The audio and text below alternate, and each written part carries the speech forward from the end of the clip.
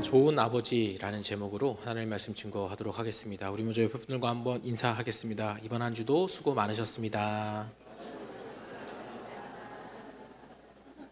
네, 한 번 더 인사하겠습니다. 하나님이 내 아버지이십니다. 감사합니다. 저희 집 두 아이들은요, 성향이 참 많이 다릅니다. 한 녀석은 저를 닮아서 아주 신중합니다. 그래서 허튼 소리를 잘 하지 않아요. 그런데 다른 한 녀석은 누굴 닮았는지 잘 모르겠는데 생각나는 대로 다 말하는 편입니다. 이를테면 이런 거예요. 그냥 밑도 끝도 없이 저한테 와서 갑자기 핸드폰을 바꿔야겠다고 선언을 하는 겁니다. 자기가 자기 돈으로 살 것도 아니면서 저에게 설명을 하거나 설득을 하는 것이 아니고요, 그냥 통보를 해요. 나 핸드폰 바꿀 거야.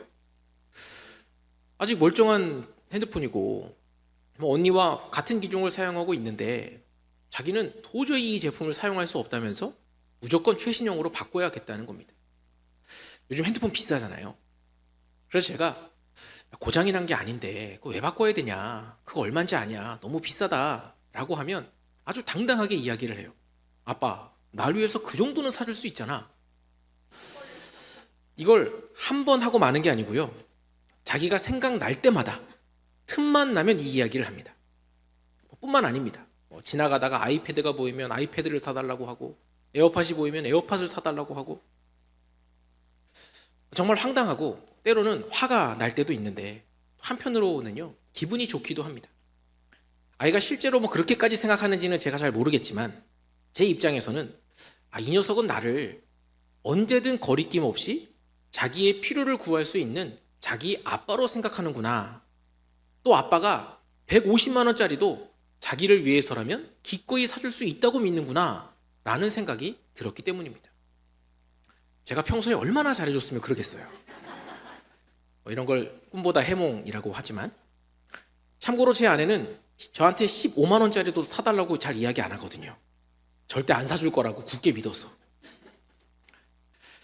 결국 그 녀석은 저가 쓰던 아이패드, 에어팟 다 챙겨갔고요. 덕분에 하나에만 해줄 수 없는 또 공평한 아빠 덕분에 이제 다른 녀석도 그것들을 또 받아서 누리는 중입니다. 우리는 그동안 인격적인 하나님에 대해서 살폈습니다. 하나님이 피조물에 불과한 우리를 사랑과 인내로 인격적으로 대우한다라고 했습니다. 오늘은 그 인격적인 하나님과의 관계에 있어서 너무나도 중요한 기도에 대해서 함께 살펴보려고 합니다. 예수님께서는 산상수훈을 통해 하나님 나라 백성의 삶의 본질을 가르치셨습니다. 하나님의 백성이란 누구이며 그들은 무엇을 소중히 여기고 어떤 가치를 추구해야 되는지, 그 믿음을 어떻게 일상의 삶 속에서 실천해 가야 하는지를 자세하게 말씀하셨습니다. 마태복음 7장은 이 산상수훈의 결론 부분으로 하나님 나라 백성의 실천적인 신앙의 자세에 대해서 나눕니다. 그 흐름 속에서 예수님은 오늘 본문에서 기도의 삶에 대해 말씀하신 겁니다. 구하라, 그리하면 너희에게 주실 것이요. 찾으라, 그리하면 찾아낼 것이요. 문을 두드리라, 그리하면 너희에게 열릴 것이니. 구하는 이마다 받을 것이요. 찾는 이가 찾아낼 것이요. 두드리는 이에게는 열릴 것이니라. 우리가 안 좋아할래야 안 좋아할 수 없는 말씀입니다. 여러분은 하나님의 기도 응답을 믿으십니까? 오늘 본문에 기록된 구하면 주신다라는 주님의 약속을 정말 신뢰하십니까? 아마도 믿으실 것이고 그렇기 때문에 기도하고 계신 거라고 생각합니다. 하지만 동시에 우리는 현실에서 기도한 모든 것이 그대로 이루어지지 않는다는 사실을 너무나도 잘 알고 있습니다. 응답받을 때도 있지만 모든 기도가 반드시 응답된다라고 자신 있게 말할 수 있을 만큼 그것이 일관성이 있지 않기 때문입니다. 그래서 많은 사람들이요, 기도를 하면서 답답함을 느낍니다. 저도 그 중에 하나예요. 신앙이 좋은 사람들은 기도할 때 그런 답답함을 느끼면서도 그럼에도 주님이 약속하셨고 그 약속은 틀림이 없기 때문에 기도가 응답되지 않는 이유를 자신에게서 찾으려고 합니다. 하나님께 문제가 있는 것이 아니라 내가 기도를 잘못했기 때문에 응답이 안 된다라고 생각하는 거예요. 그래서 기도와 관련된 간증이나 신앙 서적들을 보면요, 대부분 우리가 잘못 기도하는 경우들을 지적하고 그 오류를 바로 잡으려고 합니다. 물론 우리가 잘못 구할 때도 있고 그로 인해 응답하지 못할 때도 있습니다. 바르게 기도하는 법을 배우는 것은 우리 신앙인들에게 있어서 굉장히 중요한 문제입니다. 그러나 저는 응답을 얻기 위해 어떤 규칙이나 비법을 찾으려는 태도는 기도의 본질에서 벗어난 접근이라고 생각을 합니다. 구하고 찾고 두드리라는 오늘 말씀 역시도 기도에 대한 구체적인 방법론을 가르친다기보다 기도의 본질적 의미에 대한 가르침이라고 봅니다. 기도의 본질을 살펴보기에 앞서 이른바 기도의 비법을 다루는 책들에서 자주 언급되는 기도 응답에 대한 몇 가지 오해들을 간단히 짚어보려고 합니다. 가장 흔히 이야기되는 첫 번째 이유는요, 믿음이 없기 때문이라는 겁니다. 야고보서 1장 6절, 오직 믿음으로 구하고 조금도 의심하지 말라. 이런 사람은 무엇이든지 주께 얻기를 생각하지 말라. 이 말씀을 근거로 해서 구한 것은 하나님께서 반드시 주실 것이라고 믿고 조금도 의심하지 말아야 되는데, 기도하면서 자꾸 우리가 의심하기 때문에 응답하지 못한다는 거예요. 이 주장에 따르면 기도 중에 이게 정말 될까? 라는 생각이 스치는 그 순간도 이미 의심으로 간주되어서 응답에서 멀어지게 되는 겁니다. 하지만 정말 그럴까? 과연 나의 믿음이 기도 응답의 열쇠일까? 저는 그런 해석에는 조금 무리가 있다라고 봅니다. 사실 이 본문의 문맥을 보면요, 야고보가 의심하지 말고 구하라 라고 한 것은 지혜입니다. 고난과 환난 가운데서 답답하고 왜 하나님이 나에게 이런 시련을 허락하셨는지 이해할 수 없을 때조차도 조금도 의심하지 말고 지혜를 구해야 된다라는 겁니다. 무엇을 의심하지 말아야 하느냐? 하나님의 선하심을. 즉 이 말씀은 내가 구한 대로 반드시 될 거야, 이것에 대해 의심하지 말라는 것이 아니고요, 하나님의 선하심과 지혜로우심에 대하여 의심하지 말라는 말씀인 것입니다. 믿음은요, 하나님을 신뢰하는 것이지 내 생각이 이루어질 거라고 믿는 게 아닙니다. 어떤 일에 대한 개인적이고 주관적인 확신이 아니라 하나님의 주권적 인도하심에 맡김을 의미하는 거예요. 그래서 기도는 내가 원하는 것을 관철시키는 수단이 아니라 하나님의 뜻을 찾아가는 치열한 과정입니다. 때문에 이런 주장은 기도의 본질과는 조금 거리가 있습니다. 기도 응답이 되지 않는 것에 대한 두 번째 오해는요, 정성이 부족해서라는 겁니다.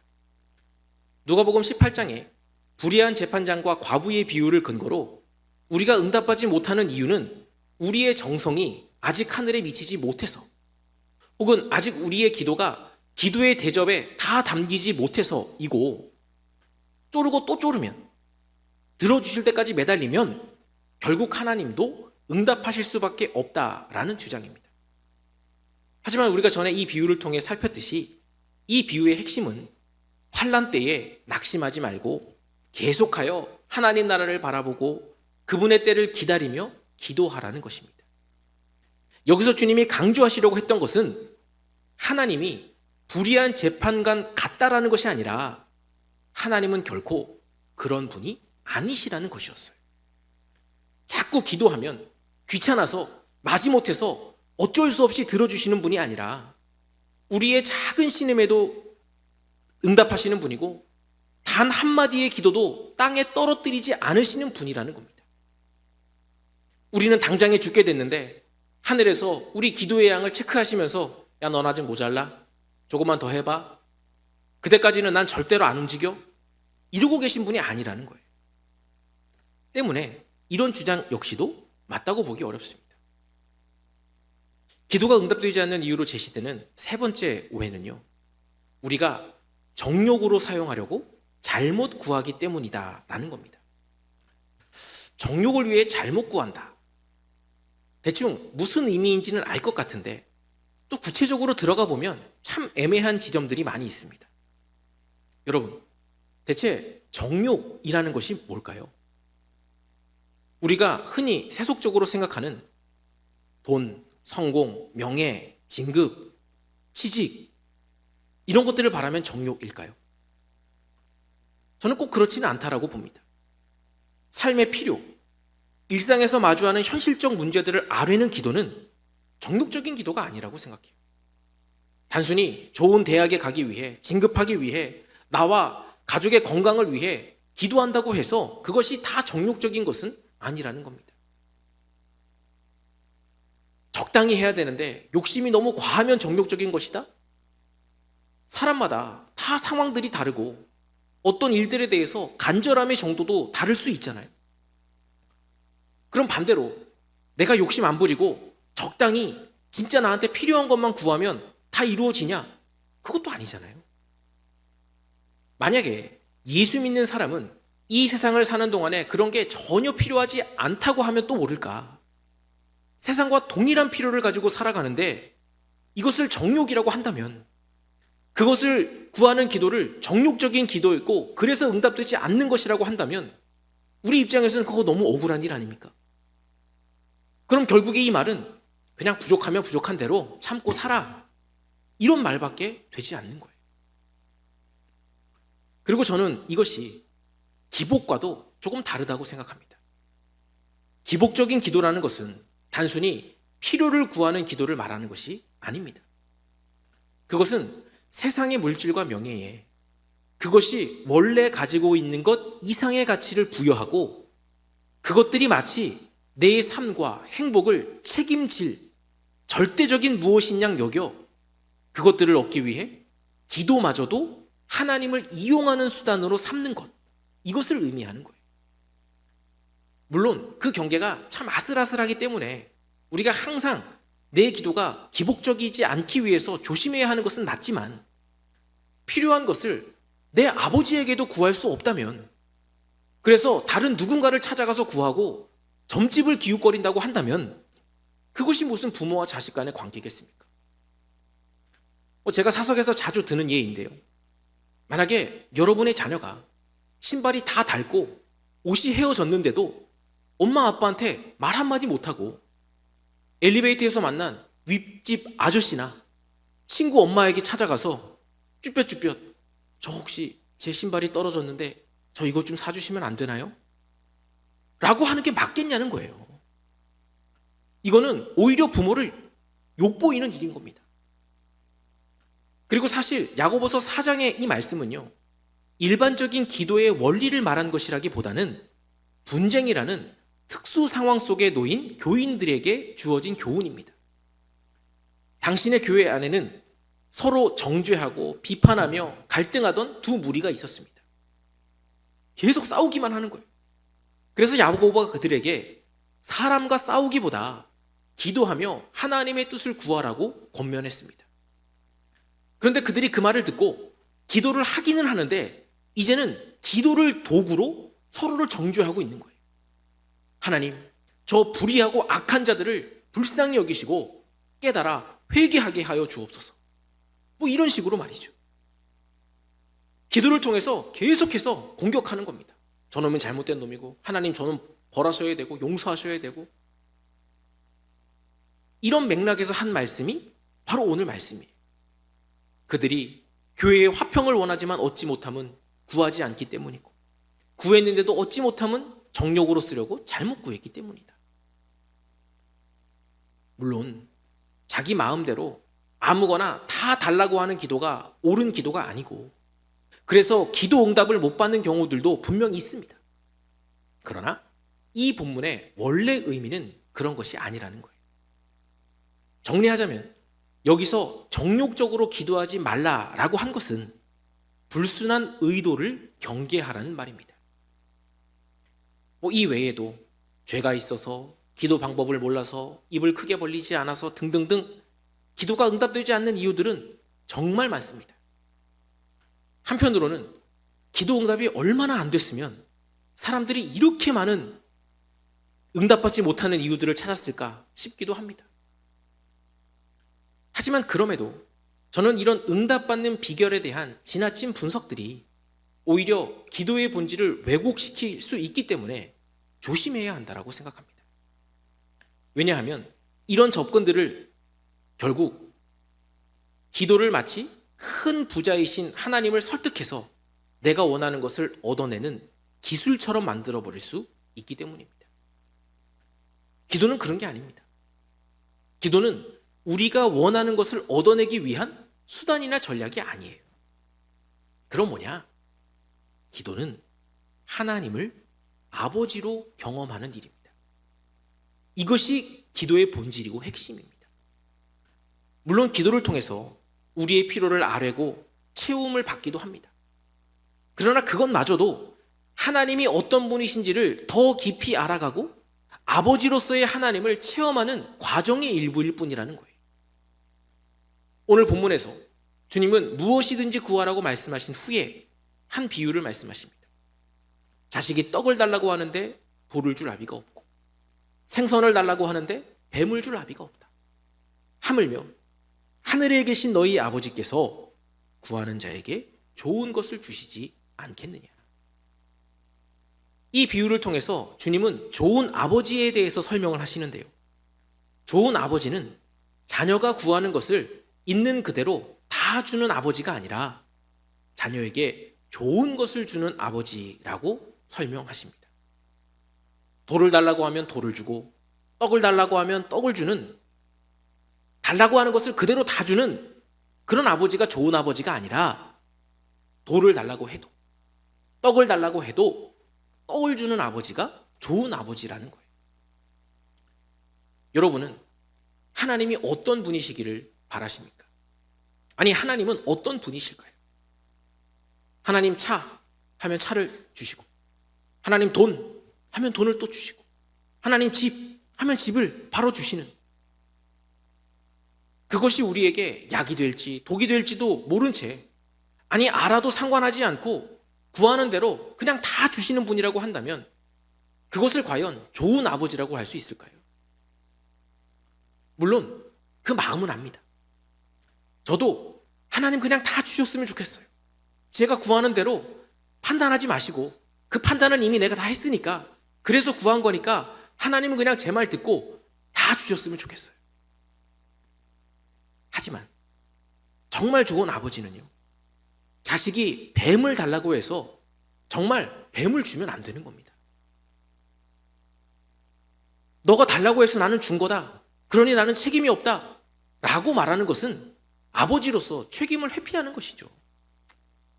자식이 무엇을 달라고 하든 그 자식에게 가장 좋은 것을 주어야 좋은 아버지인 겁니다. 그럼 자식이 달라고 하지 않을 때는 어떨까요? 배가 고프면서 힘들어하고 있는데 다른 이유들 때문에, 예컨대 사춘기라서 자존심을 세우기 위해서라든지, 아니면 지가 뭘 잘못한 게 있는데 미안한 마음에 차마 이야기를 못하고 있다든지, 그래서 침묵하고 있다면 아버지가 떡을 줄까요? 안 줄까요? 안 주시나요? 좋은 아버지면 줘야죠. 구하지 않아도 준다고요. 내 자식이니까. 우리 하나님은 이런 분이십니다. 여러분에게도 하나님 이런 분 아니십니까? 지금 여러분들이 가지고 누리며 감사하고 있는 것들, 그 모든 것들이 정말 다 여러분들이 기도해서 구해서 얻으신 것들입니까? 제 삶을 돌아보면요, 일단 저는 그렇지 않습니다. 때로는 너무 게을러서, 때로는 너무 교만해서, 때로는 너무 어리석어서 구하지 않았을 때에도, 구할 수 없었을 때에도 하나님은 늘 제게 필요한 것들을 공급해 주셨습니다. 심지어 저는 그게 필요한지 몰랐던 것조차도 주셨어요.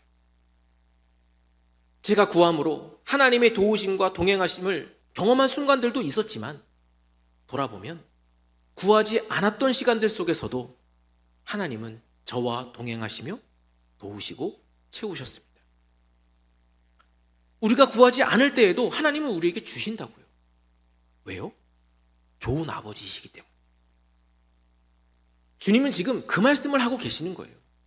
어떻게 기도해라. 이렇게 기도하면 응답받는다가 아니라 너가 지금 누구에게 기도하고 있느냐.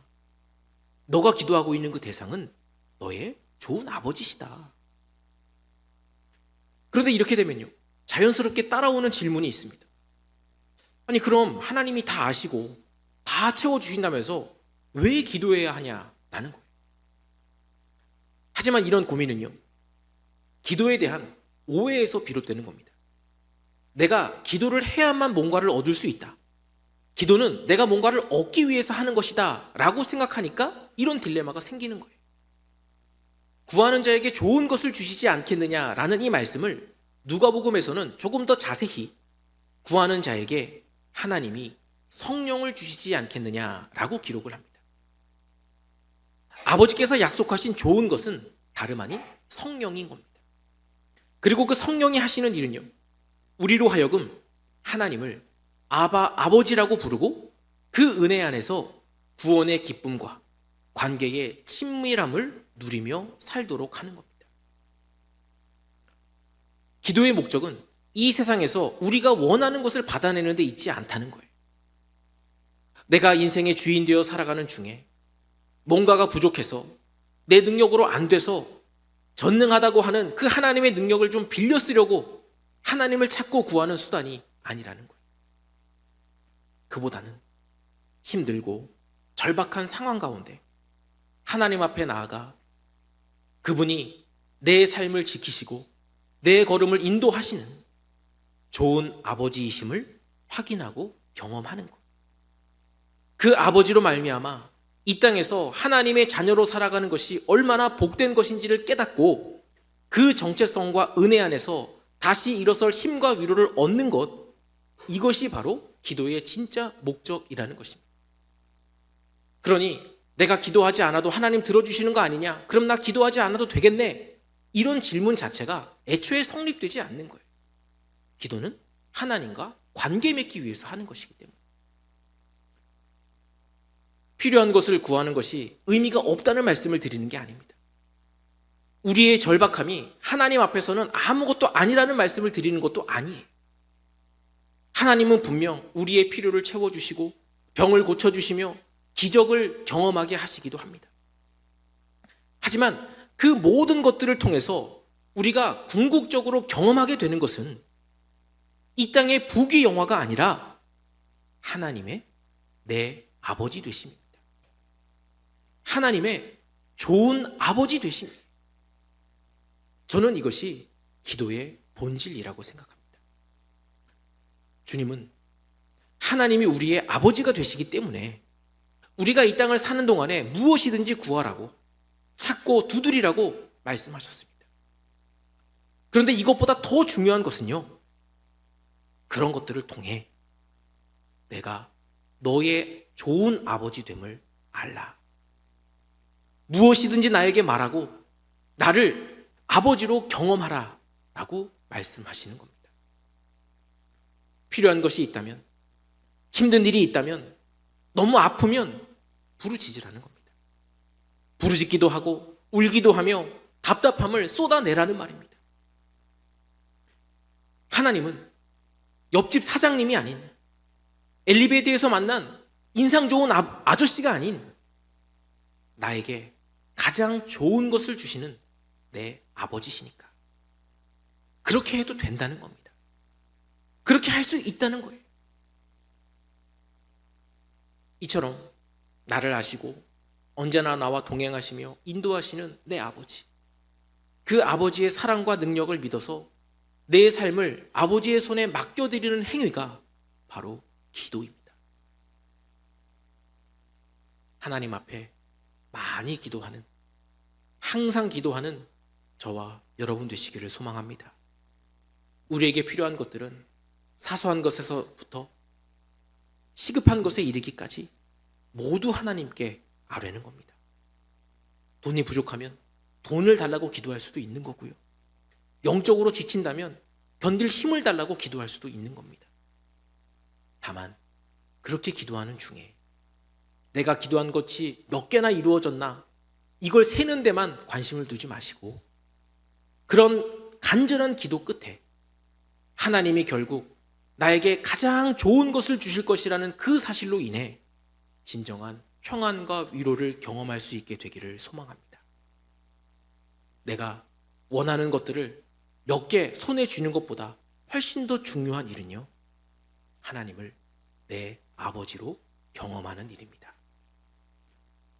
오늘 말씀 기억하면서 나의 아버지 되신 하나님께 늘 기도하며 매일의 삶 속에서 그분의 선하심을 경험하는 저와 여러분의 복된 삶 되시기를 주님의 이름으로 간절히 축원드립니다.